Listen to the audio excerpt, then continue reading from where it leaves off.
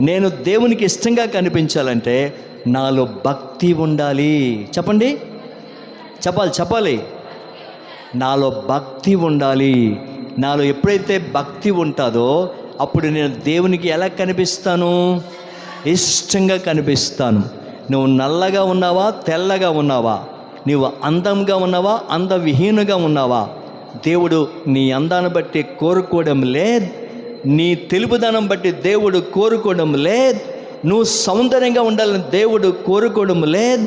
నీ రూపాన్ని దేవుడు లక్ష్య పెట్టేవాడు కాదు. నీ అందాన్ని దేవుడు లక్ష్య పెట్టేవాడు కాదు.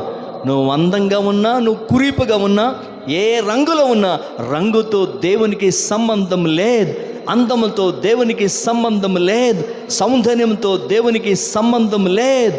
నువ్వు దేవునికి ఇష్టంగా ఉండాలంటే, నువ్వు దేవునికి ఇష్టంగా కనిపించాలంటే నీలో ఏముండాలి?